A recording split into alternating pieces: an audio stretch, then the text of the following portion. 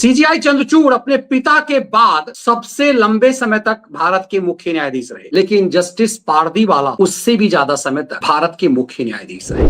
अखबारों ने छापा एक दिन बाद कि राज्यपालों को यह निर्देश दिया गया है कि आप सरकार की विधानसभा में आप विधायिका पर रोक नहीं लगा सकते। लेकिन नुपुर शर्मा में सुप्रीम कोर्ट ने तमाम नियम कानून लांघ दिए और नुपुर शर्मा की याचिका को खारिज कर दिया और कहा कि तुम्हारे कारण देश में अव्यवस्था है। पीछे की चीजों नुपुर शर्मा की टिप्पणी साफ दिखाता है कि न्यायिक मामला तो कतई नहीं, ये व्यक्तिगत ईर्ष्या और कहीं ना कहीं विचारधारा से प्रभावित था। नमस्कार, कैसे हैं आप? देश के इतिहास में पहली बार सुप्रीम कोर्ट ने तमाम लक्ष्मण रेखाओं को लांघ दिया है और जिस जज ने ये लक्ष्मण रेखा लांघा है, संवैधानिक मर्यादाओं को पार किया है, उसे भारत का मुख्य न्यायाधीश बनना है। 2028 में वो भारत के मुख्य न्यायाधीश बनेंगे और जब वो भारत के मुख्य न्यायाधीश बनेंगे 2 साल से ज्यादा समय तक वो चीफ जस्टिस ऑफ इंडिया रहेंगे।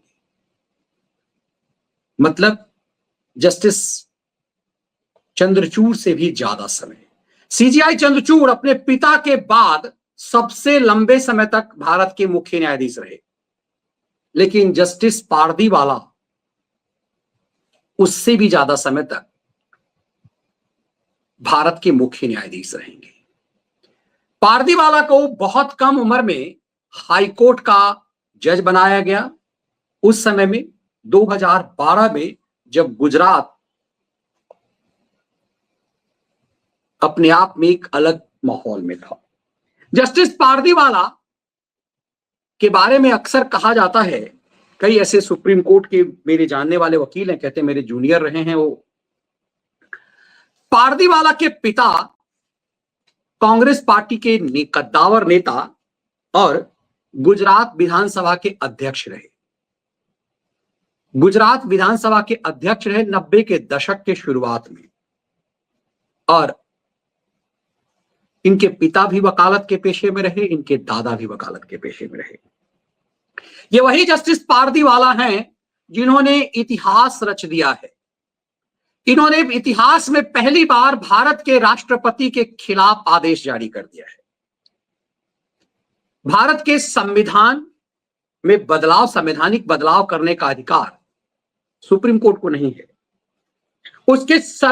उसका सर्वेक्षण करने का अधिकार संवैधानिक पीठ को है। लेकिन जस्टिस पारदीवाला जिस बेंच में थे वो 3 जजों का बेंच था, वो संवैधानिक पीठ भी नहीं था। जस्टिस पारदीवाला क्या ये नहीं जानते थे कि भारत के राष्ट्रपति और राज्यपालों को निर्देश नहीं दिया जा सकता है? लेकिन उन्होंने निर्देश दिया। भारत के संविधान में ऐसी व्यवस्था नहीं है कि सिटिंग राज्यपाल और सिटिंग राष्ट्रपति को तो कतई नहीं। राज्यपालों के लिए तो कई बार टिप्पणी की गई, लेकिन भारत के राष्ट्रपति को इतिहास में आज तक कभी भी किसी भी ढंग से कोई निर्देश नहीं दिया। हमने 2 दिन से आपको इस विषय में बताया कि भारत के राष्ट्रपति को, सबसे पहले हमने इस विषय को उठाया था कि क्या भारत के राष्ट्रपति को इस तरह से सुप्रीम कोर्ट निर्देश दे सकता है? क्या यह नरेंद्र मोदी सरकार की अग्नि परीक्षा सुप्रीम कोर्ट ले रहा है? क्या सुप्रीम कोर्ट यह बता रहा है कि आने वाले समय में हम क्या करने वाले हैं? जस्टिस पारदीवाला अभी सुप्रीम कोर्ट के सामान्य जज हैं। वो 2028 में जुलाई में संभवतः सुप्रीम कोर्ट के मुख्य न्यायाधीश बन जाएंगे और फिर 2 साल से ज्यादा अगस्त महीने तक के सुप्रीम कोर्ट के चीफ जस्टिस रहेंगे भारत के। तो आप कल्पना कर सकते हैं फिर क्या कुछ हो सकता है। पारदीवाला ने जो हिस्टोरिकल फैसला किया है उसमें भारत के राष्ट्रपति को निर्देश दिया है कि तुम किसी भी मामले को रोक कर नहीं रख सकते हो। किसी भी फैसले को रोकने का अधिकार तुम्हें नहीं है। इस मामले को सरकार ने यह तय किया है, भारत सरकार ने, कि इस मामले को वो सुप्रीम कोर्ट में के इस आदेश को रिव्यू पिटीशन दाखिल करेगा कि सुप्रीम कोर्ट इस मामले की पुनर्विचार याचिका दाखिल करे। अब सवाल है कि सुप्रीम कोर्ट के सामने मोदी सरकार गिड़गिड़ाएगी या फिर अब सही मायने में सही समय जुडिशियल रिफॉर्म का है। क्या कांग्रेस और उसके पूरे इकोसिस्टम को यह लगता है कि नरेंद्र मोदी को जनता की अदालत में नहीं हराया जा सकता, तो क्या सुप्रीम कोर्ट में ही पस्त किया जा सकता है? हमने लगातार इस बात को लेकर के व्याख्या दी और सबसे पहले तो शुरुआत में लगा कि राज्यपाल को ही यह सिर्फ आदेश दिया गया। अखबारों ने छापा एक दिन बाद कि राज्यपालों को यह निर्देश दिया गया है कि आप सरकार की विधानसभा में आप विधायिका पर रोक नहीं लगा सकते। लेकिन बाद में यह पता चला कि ये सुप्रीम कोर्ट ने अपने वेबसाइट पर जारी करके एजेंसियों को इस बात के लिए बताया कि यह खबर छापा जाए। जानकारी के मुताबिक जब सभी अखबारों ने सिर्फ यह छापा कि राज्यपालों को निर्देश दिया गया है, दरअसल तमिलनाडु सरकार को आदेश दिया गया था, तमिलनाडु के राज्यपाल को, तो सभी अखबारों ने अपने अपने ढंग से छाप दिया। लेकिन क्या खबर छपी थी हर अखबारों ने कि बिल रोककर बैठ नहीं सकते राज्यपाल।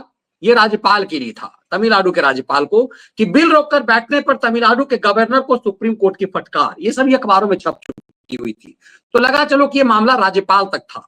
वैसे गैर संवैधानिक पीठ राज्यपालों को भी ये निर्देश नहीं दे सकता, लेकिन चलिए राज्यपाल तक तो समझ में आ गया। लेकिन ये आदेश सुप्रीम कोर्ट ने भारत के राष्ट्रपति को दिया। 3 महीने के भीतर बिल का फैसला लेना जरूरी। पहली बार सुप्रीम कोर्ट ने राष्ट्रपति के लिए समय सीमा तय की। और जानते हैं सुप्रीम कोर्ट ने क्या किया है? सुप्रीम कोर्ट ने भारत के संविधान से हट करके लंका के संविधान की व्याख्या करते हुए, लंका जिसका हमारे सामने कोई हैसियत नहीं है, जिसकी डेमोक्रेसी की कोई औकात नहीं है, जो दुनिया का सबसे बड़ा डेमोक्रेटिक कंट्री है, उस देश का सुप्रीम कोर्ट लंका की सुप्रीम कोर्ट के एक आदेश के हवाले से भारत के राष्ट्रपति पर हंटर चला रहा है। अब इस मामले में भारत सरकार ने यह तय किया है कि सुप्रीम कोर्ट में इस मामले के लिए पुनर्विचार याचिका दाखिल करेगा। क्या यह संवैधानिक टकराव का मामला है? क्या जस्टिस पारदीवाला क्या ये पहली बार कर रहे हैं? क्या जस्टिस पारदीवाला वही जज हैं जिन्होंने नुपुर शर्मा के मामले में जजमेंट दिया, यू लेडी तुम्हारी वजह से देश में अराजकता का व्यवहार है। और जो पुराने व्यूअर्स हैं उनको याद होगा, उसी समय हमने कहा था कि सुप्रीम कोर्ट की ये जो टिप्पणी है वो डस्टबिन में ऐसे मरोड़ करके डाल देने लायक है, क्योंकि सुप्रीम कोर्ट ने ये लिखित में नहीं कहा था और तमाम अखबारों में छपा और पूरा लेफ्ट लिबरल गिरोह, पूरे कोर्ट फिक्सर्स ने जश्न मनाया कि सुप्रीम कोर्ट ने नुपुर शर्मा को इस तरह के आदेश दिए। उस दिन से नुपुर शर्मा अंडरग्राउंड है। जस्टिस पारदीवाला के उस आदेश की वजह से नुपुर शर्मा अंडरग्राउंड है। नुपुर शर्मा एक टेलीविजन डिबेट में थी और टेलीविजन डिबेट में होने की वजह से एक मौलाना ने जब उसे प्रवोक किया तो उन्होंने आसमानी किताब के बारे में जो कुछ लिखा हुआ है और जो बात कई मौलाना बताते हैं, जो बात जाकिर नायक हर मंच से करता है, वही बात नुपुर शर्मा ने उस पॉलिटिकल डिबेट में कह दिया। नुपुर शर्मा ने जो पॉलिटिकल डिबेट में कहा वो मामला सुप्रीम कोर्ट में यूं नहीं पहुंचा। नुपुर शर्मा के खिलाफ देश भर में कई एफआईआर हो गए। अब आमतौर पे जब देश भर में अलग अलग जगहों पे एफआईआर होता है तो वो याचिकाकर्ता वो ये कहता है कि हमारे सभी मामले को आप क्लब कर दीजिए ताकि एक जगह सुना जाए। जब केस एक ही है तो कोई तमिलनाडु में, कोई कन्याकुमारी में, कोई कक्ष में, कोई कामाख्या में, कोई कश्मीर में याचिका दाखिल करके परेशान कर रहा है। तो आमतौर पे सुप्रीम कोर्ट इस तरह की व्यवस्था करता है कि पूरे मामले को क्लब कर देता है। ये सामान्य मामला है।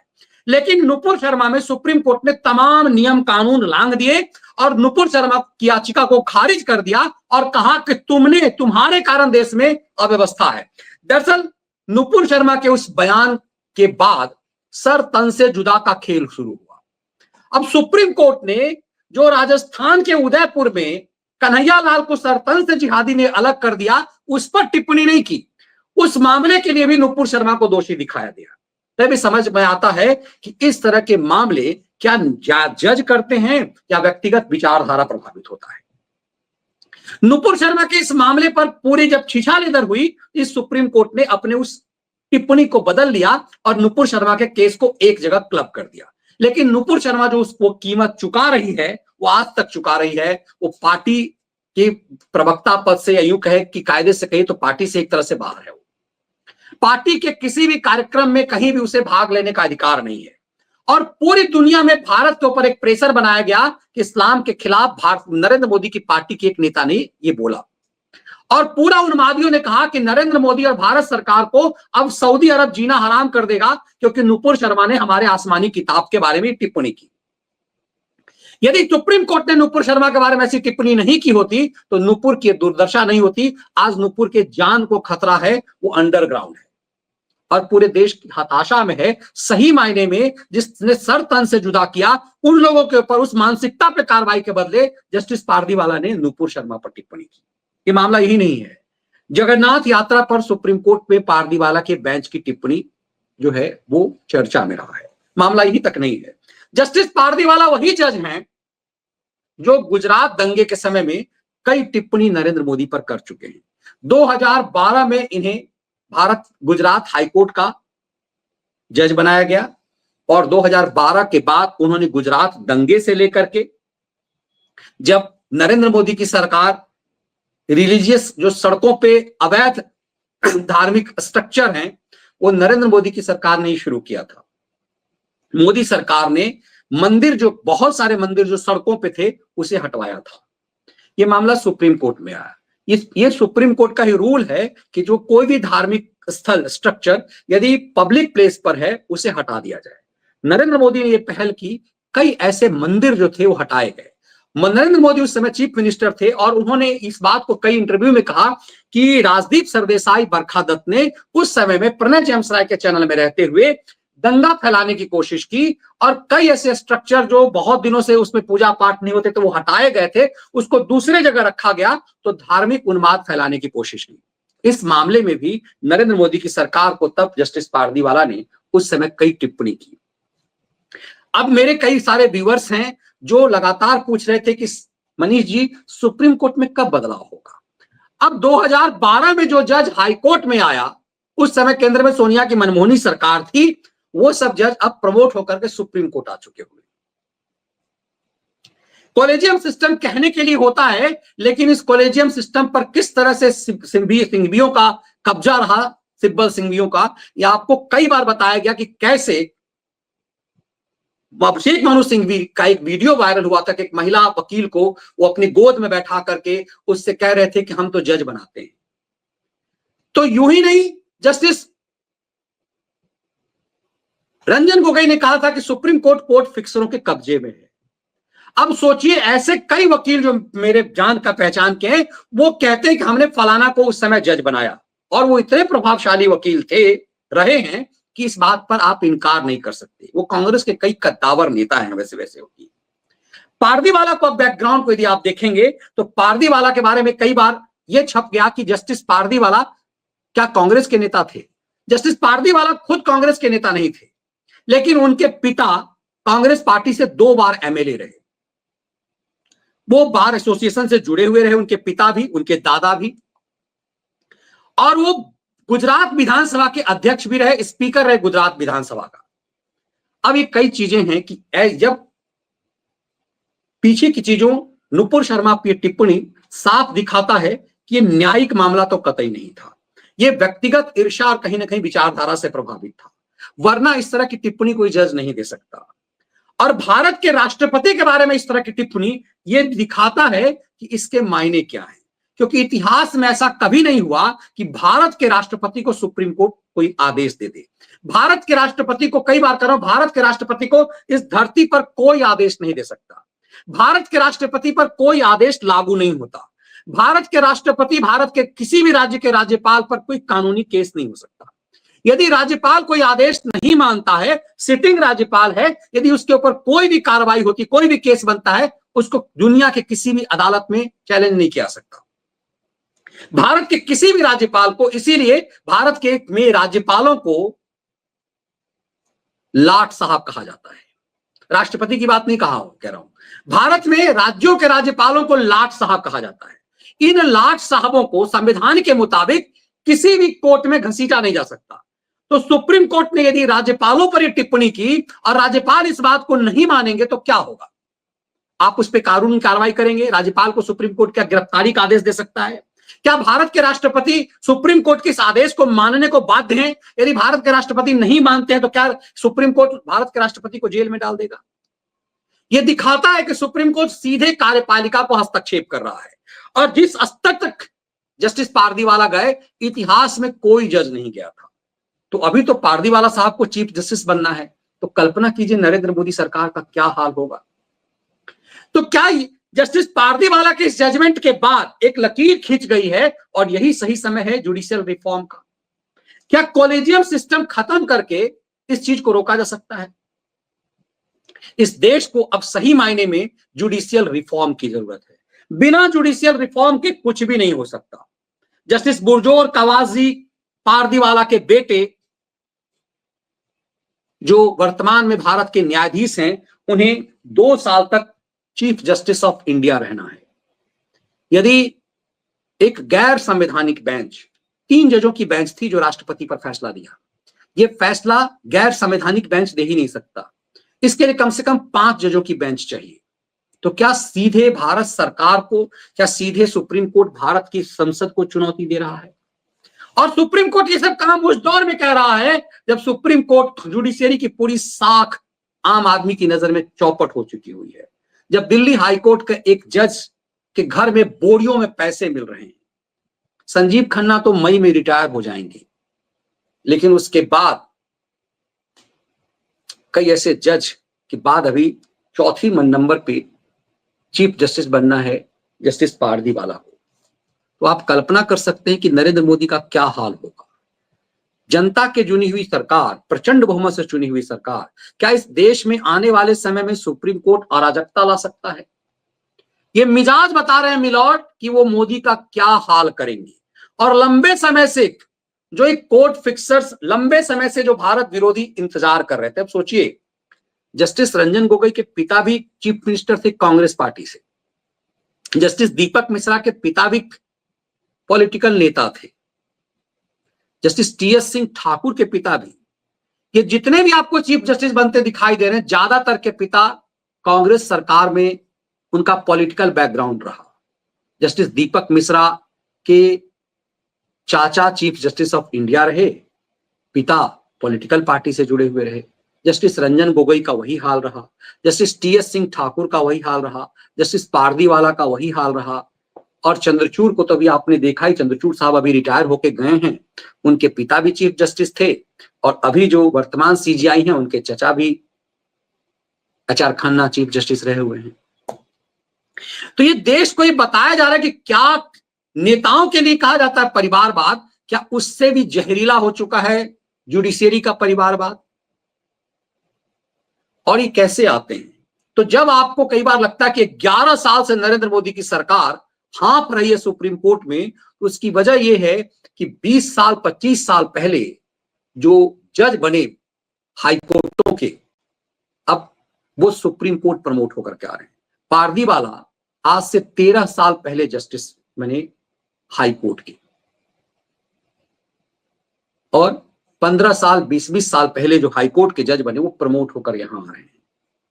तो ऐसा लगता है कि किस तरह का घुसपैठ है। राष्ट्रपति को आदेश देकर सुप्रीम कोर्ट ने इस देश में एक गर्मा गर्म बहस छेड़ दिया है कि क्या भारत के राष्ट्रपति को देश की सबसे बड़ी अदालत आदेश दे सकता है? क्या भारत का राष्ट्रपति सुप्रीम कोर्ट के किसी जज का नौकर है? हायरार्की में भी सुप्रीम कोर्ट का जज राष्ट्रपति प्रधानमंत्री में कहीं नहीं आ सकता। एक कहानी दोबारा बताता हूं। जस्टिस लोढ़ा उस समय में नंबर 4 के जज थे, चीफ जस्टिस नहीं बने हुए थे। कोलगेट कोयला घोटाले का मामला सुप्रीम कोर्ट में चल रहा था। हम लोग उस समय सुप्रीम कोर्ट की रिपोर्टिंग कर रहे थे। मामला 2013 का है, 12-13 का है। जस्टिस लोढ़ा ने एक टिप्पणी कर दी वकील को कि आपका एक मंत्री क्या कर रहा है। तो टेलीविजन चैनलों पर टिक्कर चलने लगा कि सुप्रीम कोर्ट ने प्रधानमंत्री पर टिप्पणी कर दी है कि आपका मंत्री क्या कर रहा है। लंच बाद जब सुप्रीम कोर्ट दोबारा बैठा तो कहा हम कंटेम्प्ट भेजेंगे आप लोगों को, आप लोगों ने गलत खबर चलाई, हमने भारत के प्रधानमंत्री के बारे में कुछ भी नहीं कहा है। भारत के प्रधानमंत्री पर कुछ भी कहने की हैसियत औकात सुप्रीम कोर्ट को नहीं है। हायरार्की में आपका चीफ जस्टिस प्राइम मिनिस्टर के बाद आता है। लेकिन भारत के राष्ट्रपति को तो किसी ढंग से चुनौती ही नहीं दी जा सकती है। इस संविधान में भारत के राष्ट्रपति को कहीं कोई चुनौती, जब तक वो राष्ट्रपति है उसको उसके ऊपर कोई चुनौती नहीं दी जा सकती है। इस देश में भारत का राष्ट्रपति महामहिम है और वो दोनों संसदों का भी प्रधान है। भारत के दोनों संसद का वो प्रधान है, उससे ऊपर कुछ भी नहीं है। तो ये सब जानते हुए भी चीफ जस्टिस ऑफ इंडिया की पीठ यदि कहती, संवैधानिक पीठ कोई कहती है टिप्पणी, तो समझ में आता है। और आपने भारत के संविधान से हट करके श्रीलंका के सुप्रीम कोर्ट के आदेश से भारत के संविधान को रौंदने की कोशिश की है एक तरह से। ये बेहद मामला गंभीर है और मुझे लगता है कि यही उचित समय है कि जब सरकार को जुडिशियल रिफॉर्म लाना चाहिए। ये जुडिशियल रिफॉर्म से ही इस देश की न्यायिक प्रक्रिया जो एक तरह से यदि निरंकुश हो रहा है तो उस पर रोक लगाई जा सकती है। भारत के राष्ट्रपति के अधिकारों को चुनौती, भारत के राष्ट्रपति को घरेलू नौकर की तरह ये निर्देश चौंकाने वाला है। उम्मीद करते हैं कि सरकार अब समझ रही होगी कि लक्ष्मण रेखा कहां तक लांघी जा रही है। खुद सुप्रीम कोर्ट ने कई बार कहा कि हर किसी की अपनी मर्यादा है, हर किसी की लक्ष्मण रेखा है। देश की सबसे बड़ी अदालत की सम्मान बचा रहे, इसके लिए जरूरी है कि वो कार्यपालिका और विधायिका की भी लक्ष्मण रेखा को ना लांघे। इस मामले ने पूरे देश को हिला कर रख दिया है और इतना हिला कर रख दिया है कि ये बताता है कि आने वाले समय में जस्टिस चंद्रचूड़ के दौर में जो नहीं हुआ, क्या वो सब कुछ जस्टिस पारदीवाला के दौर में होने वाला है। ये वीडियो विश्लेषण यदि आपको पसंद आए, इसके कंटेंट, तो वीडियो को लाइक और शेयर जरूर कीजिए। जय हिंद।